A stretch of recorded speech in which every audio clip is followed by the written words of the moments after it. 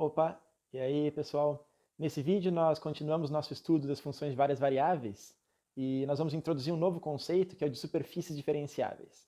Nós vamos ver a definição e as primeiras propriedades. Usualmente, nós temos a noção intuitiva de uma superfície como a parte mais de fora de um objeto, por exemplo, a superfície de um móvel, ou a superfície da Terra, ou mesmo de algum outro planeta. A gente consegue imaginar uma região esférica, ou mesmo a superfície de uma rosquinha, como essa que está aí. Mas nesse vídeo nós vamos começar o estudo sistemático, de um conceito de superfície que é idealizado.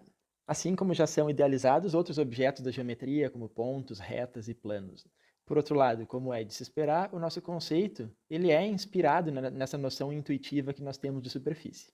Antes de nós passarmos às definições formais, deixa eu lembrar de outros conceitos que vão ser importantes. Uma imersão é uma aplicação definida num aberto U do Rn com valores no Rm que satisfaz o seguinte: a sua derivada φ' de x é sempre uma aplicação injetiva para todo ponto do domínio. Lembra que se nós tivermos uma imersão, necessariamente a dimensão do domínio tem que ser menor ou igual do que a do contradomínio.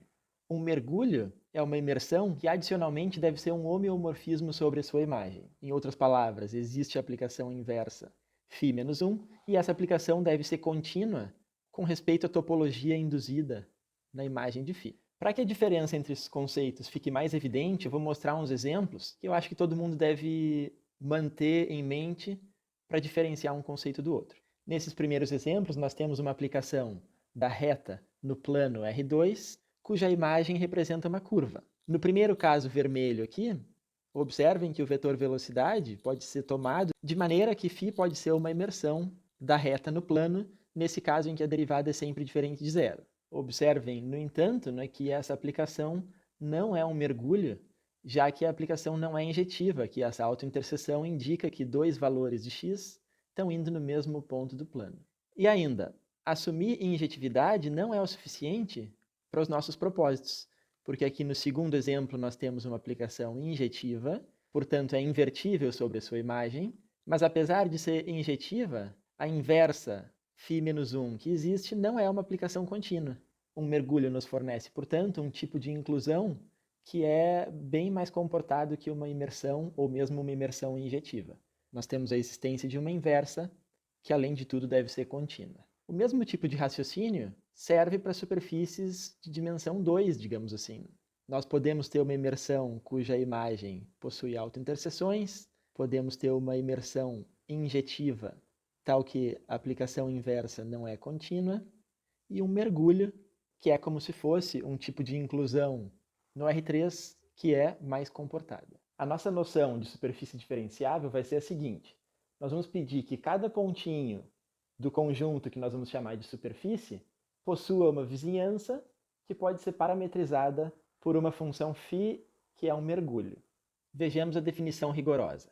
Uma superfície de dimensão m e de classe CK em Rm é um subconjunto do Rm, tal que todo ponto A do conjunto M possui uma vizinhança V dentro do Rm, de maneira que quando eu olho para a interseção de V com M, nós obtemos um conjunto que é praticamente a mesma coisa do que um aberto U do Rn. Praticamente a mesma coisa para nós aqui significa a existência dessa aplicação φ, que é um mergulho do aberto U dentro do Rm. Em outras palavras, uma superfície de dimensão n é um conjunto que localmente se parece com um aberto do Rn na vizinhança de qualquer um de seus pontos. Ou ainda nós conseguimos encontrar uma quantidade de mergulhos do Rn em M de maneira a cobrir todo o conjunto M. Cada um desses mergulhos a gente chama de parametrização ou de uma carta. Aqui a palavra carta é utilizada no sentido de um mapa. E sendo assim, então, um conjunto de cartas que descreve completamente a superfície, ou seja, que cobre toda a superfície M, a gente denomina um atlas da superfície M. Todos esses conceitos trazem a palavra classe CK, que diz respeito à regularidade das funções que parametrizam a superfície M. Uma classe de exemplos de superfícies é dada por gráficos de funções. Se U é um aberto do Rn, nós consideramos f uma função de U em Rm de classe CK, o gráfico da função f é dada pelo conjunto M, dos pontos x, f de x do Rn mais m, onde x é um ponto do domínio de f. Quando a dimensão do domínio é 1 ou 2, nós podemos visualizar esses gráficos geometricamente. Por exemplo, aqui no GeoGebra, o comando surface, com 2 parâmetros, permite desenhar uma superfície no R3. Se eu ponho aqui o parâmetro x, y, e na variável z o valor da função, por exemplo, x mais y menos 1, nós vamos delimitar os valores de x entre menos 10 e 10, os valores de y entre menos 10 e 10, e aí nós temos o gráfico dessa função, que é um plano no espaço tridimensional. Nós poderíamos desenhar um paraboloide, u ao quadrado mais v ao quadrado, quando os parâmetros são u e v, ou então uma exponencial em um dos parâmetros, que deixa o outro parâmetro livre. A superfície que nós tínhamos na introdução, que era um cosseno de u vezes cosseno de v, que fica até um pouquinho parecido com uma caixa de ovos. Enfim, vocês podem ser criativos e desenhar os mais variados tipos de funções. Vamos justificar agora rigorosamente que o gráfico da função f, o conjunto M, é uma superfície de dimensão n e de classe ck em Rn mais m. A forma que nós fizemos para desenhar os gráficos de funções no espaço R3 com os parâmetros u e v nos sugerem o tipo de parametrização que nós podemos definir. Considera φ definida no mesmo domínio da função f, dada pela fórmula φ de x igual a x f de x. Pela definição do conjunto M, a imagem de φ está dentro de M, e nós vamos verificar que φ é uma parametrização de todo ponto do conjunto M. Nós precisamos verificar, então, que φ é um mergulho de classe ck. Φ é de classe ck porque todas as suas componentes o são. A nossa hipótese é que f é ck. A derivada de φ, φ' de x aplicado em h, é dada por h f' de x aplicado em h, e que φ' de x aplicado em h é zero, se e somente se a sua primeira coordenada, h, for igual a zero. Dessa forma, φ' de x é injetiva para todo x, e, portanto, φ é uma imersão. Da mesma forma, φ é injetiva porque φ de x igual a φ de y acontece se e somente se a primeira coordenada x de um ponto for igual à primeira coordenada y do outro ponto. Assim, φ é injetiva e a sobrejetividade vem da definição do conjunto M. Segue que existe a inversa de M em U, dada por φ menos 1 de x, f de x, igual a x. Essa função é a restrição ao gráfico de f da projeção na primeira coordenada, que é uma função de classe C infinito em Rn mais m. Logo, φ menos 1 é contínua na topologia induzida em M pela topologia do Rn mais m. Isso mostra que o gráfico de uma função f de classe ck é uma superfície diferenciável de classe ck e um possível atlas é dado por uma parametrização só, essa parametrização φ que nós definimos aí na demonstração. Os gráficos são uma classe importante de superfícies, mas vamos ver agora que nem toda superfície é o gráfico de uma função. O exemplo mais simples de uma superfície que não é um gráfico é o da esfera n-dimensional. No caso n igual a 2, eu vou mostrar para vocês aqui uma forma de construir as parametrizações para a esfera. Isolando a variável z, por exemplo, nós temos que z é mais ou menos a raiz de 1 menos x ao quadrado menos y ao quadrado, e cada um desses gráficos nos dá uma parametrização para o hemisfério sul e o hemisfério norte, respectivamente. Nós vamos construir parametrizações utilizando essas fórmulas, definidas na bola aberta de raio 1 e centrada na origem do R2, na esfera bidimensional. Uma primeira carta, por exemplo, pode ser definida por φ1 de xy igual a x, y, raiz de 1 menos x ao quadrado menos y ao quadrado, que pela continha que a gente fez ali em cima, nos dá um ponto da esfera S2.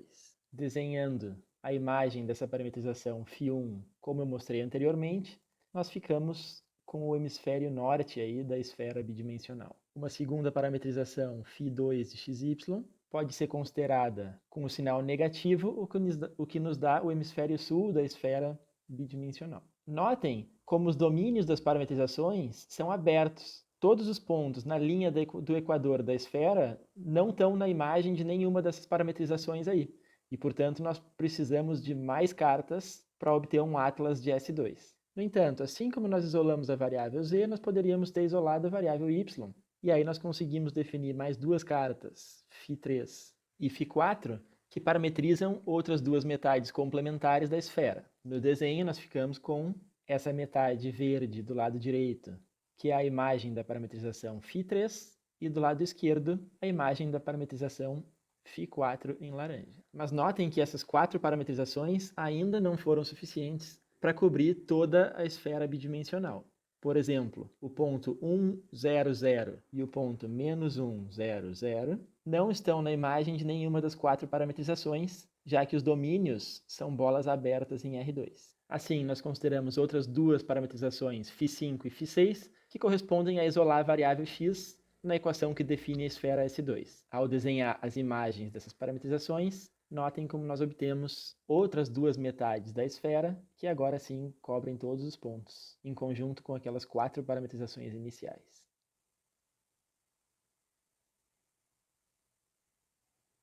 Como todas essas aplicações são aplicações de classe sem infinito, nós mostramos assim que a esfera é uma superfície bidimensional de classe sem infinito dentro do R3. Da maneira que nós construímos as nossas parametrizações, nós ficamos com um atlas que tem 6 cartas. Vejamos que no caso geral, o raciocínio é praticamente igual ao caso n igual a 2. Nós definimos uma carta que sai da bola aberta unitária em Rn e conseguimos assim cobrir o hemisfério norte da esfera Sn, isolando a variável xn mais 1. Sendo o gráfico de uma função, essa parametrização é um mergulho da mesma maneira que nós verificamos anteriormente. Em seguida, nós podemos isolar cada uma das n mais uma variáveis, construindo assim 2n mais 2 parametrizações, todas de classe sem infinito, e que cobrem todos os pontos da esfera Sn. Sendo assim, nós provamos que Sn é uma superfície n-dimensional de classe sem infinito em Rn mais 1. Deixa agora eu mostrar para vocês que é possível cobrir a esfera, mesmo n-dimensional, só com duas parametrizações, utilizando projeções estereográficas. Para isso, nós fixamos o ponto n igual a 0, 0, 1. Estou pensando aqui no R3, mas isso pode ser feito com toda a generalidade no Rn mais 1. Esse é o polo norte da esfera, e a ideia é que ele vai ser o único ponto a ficar de fora da imagem da parametrização. Nós vamos definir uma carta φ que sai de todo o plano R2 e chega na esfera bidimensional em R3, da seguinte maneira. Vamos denotar por A o ponto xy, 0, que eu estou identificando com o ponto do plano. Essa identificação não é natural, mas nós podemos fazer para visualizar geometricamente a projeção estereográfica. Nós temos aqui um ponto A que pertence ao plano xy. Em seguida, nós consideramos a reta que une o ponto N ao ponto A. Essa reta pode ser parametrizada como segue: 1 menos Tn mais Ta para ter um número real qualquer. Observa daí que a reta cruza a esfera em exatamente 2 pontos, um deles é o próprio polo norte e o outro é esse ponto B que eu pus no desenho. Isso é o que nos dá uma bijeção do plano R2 na esfera, exceto o polo norte. Observem que os pontos de dentro do círculo x² mais y² menor do que 1 cobrem todo o polo sul da esfera, enquanto os pontos que estão no hemisfério norte são cobertos pelos pontos que estão no exterior do disco unitário do R2. Essa bijeção pode ser obtida explicitamente. Esse ponto da reta ele é exatamente o ponto tx, ty e 1 menos t, e esse ponto ele é pertencente à esfera S2, C e somente C, satisfaz que a soma das suas componentes ao quadrado dá igual a 1. Expandindo o quadrado, nós conseguimos escrever que t ao quadrado, 1 mais x ao quadrado mais y ao quadrado, deve ser igual a 2t. Se o t é exatamente igual a 0, significa que a reta está cruzando a esfera no polo norte, e logo nos interessa mais agora o caso em que t não é 0, o que nos permite encontrar o parâmetro para o ponto B que nós procurávamos. Dessa forma, a nossa carta φ de xy ela pode ser definida como t vezes x, t vezes y, e 1 menos t. Essa função é bijetiva, sua inversa pode ser calculada explicitamente realizando um procedimento semelhante ao que nós fizemos acima para encontrar φ, é de classe sem infinito e é um mergulho do plano em R3. Fica para vocês aí a verificação dos detalhes dessas afirmações. No caso n-dimensional, a gente pode encontrar a fórmula para a projeção estereográfica de maneira completamente análoga e fixando um segundo ponto que não seja o polo norte, por exemplo, o polo sul, e realizando o procedimento análogo, nós encontramos uma segunda carta que aí cobre a esfera inteira, mesmo no caso n-dimensional. Eu vou mostrar para vocês como é que atua a projeção estereográfica no caso n igual a 2. Nós fixamos aí um domínio do plano menos r, r por menos r, r, e eu vou mostrar variando o r qual que é a imagem da parametrização φ. Vocês devem imaginar que está saindo do polo norte um segmento, passando por cada um desses pontos do quadrado e chegando até interseccionar a esfera S2. Conforme a gente varia o lado do quadrado, nós vamos cobrindo cada vez mais os pontos da esfera, exceto o polo norte, que nunca é atingido. Aqui nós estamos já com um quadrado de lado 80, notem como já está bem pertinho de cobrir toda a esfera. Eu vou tirar aqui o quadrado do domínio para vocês visualizarem melhor.